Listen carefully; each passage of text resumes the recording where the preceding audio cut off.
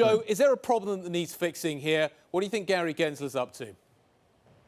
Well, I don't think there is a real problem. Now, when all this happened originally, and everything was blowing up, now I'm talking about Robinhood and the Citadel and Melvin Capital, I recommended then that the SEC definitely get involved, and if somebody did something wrong, they're supposed to be held accountable.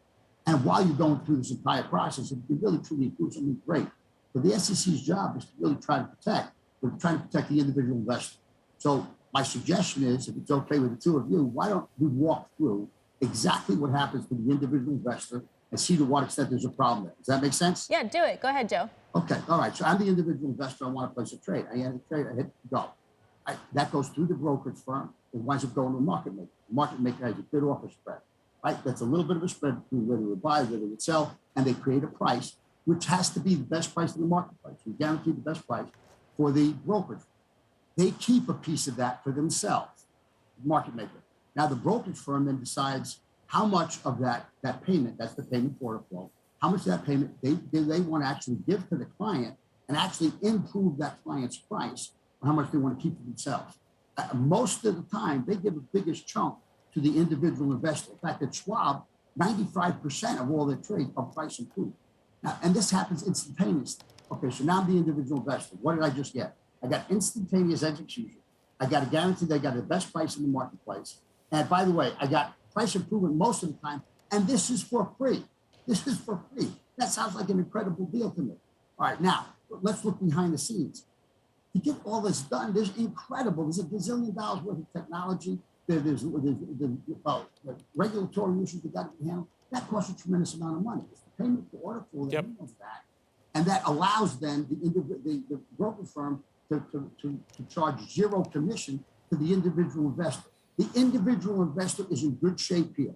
If they screw around with payment for order flow, then there's a possibility that the way to offset that, brokerage firms then start to charge commission. What could be, Joe, right now. What could be the next best model? I think this model works pretty well. Now, I know they're talking about an auction model. Well, depending on what they look at, depending on how that works, depending on what the data says, that's worth looking at. So I think all these things might be worth looking at. But there's so many things going on, I think, in terms of Wall Street. Think about what's done with SPACs that the SEC can be devoting more time and energy on. The individual investor, if that's who they're trying to take care of, has never had it better in the history of Wall Street.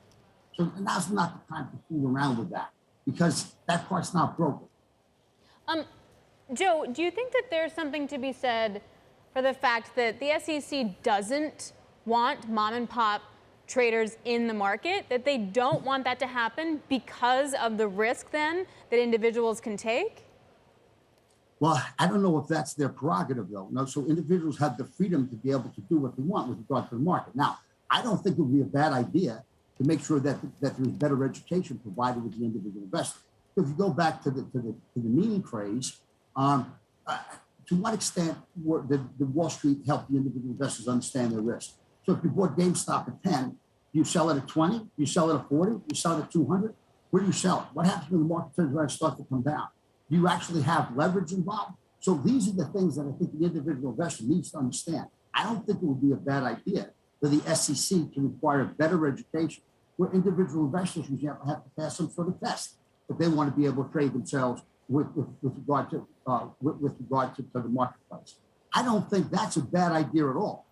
That's got nothing to do with payment for order. That's a good idea, in fact. I think that would be good. Joe, what does your gut tell you? Does your gut tell you that the SEC is going to take action here? Does your gut tell you that payment for order flow is on its way out? No. That's when I began in Ameritrade in 2001. It was the first time I really became familiar with payment for order flow. And I thought then it might go away. But then I realized the impact that it positively had. And it never, ever was really, comes up all the time, but it was never challenged. And I think with what Gensler's doing now, it's making it so public. They're going to have to do something. Otherwise, I think he looks silly. But if they tamper with payment for order flow, they are fooling around with something that is not an issue for the individual investor, and they are creating far greater expenses for the brokerage firm and the Wall Street community. There's no good reason to increase expenses on Wall Street. And if you do that, to what extent does Wall Street offset that? Do they now come back and now charge commissions? So I worry with that what they're trying to take care of, the individual investor, can easily have adverse circumstance, adverse impact.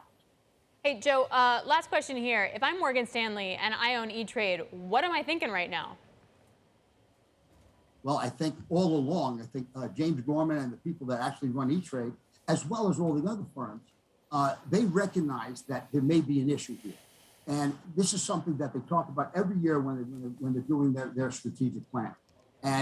But we don't know what's going to happen. So I don't think, if I'm running E-Trade, I don't want to spend too much time worrying about something that I don't know which way it's going to go. But I have to have already created a system, both from a strategic perspective and a technology perspective, that I've got the ability to be able to adapt and adjust different contingencies as they pop up. So if I get hit with something that's different than what it is today, I should be able to adapt and adjust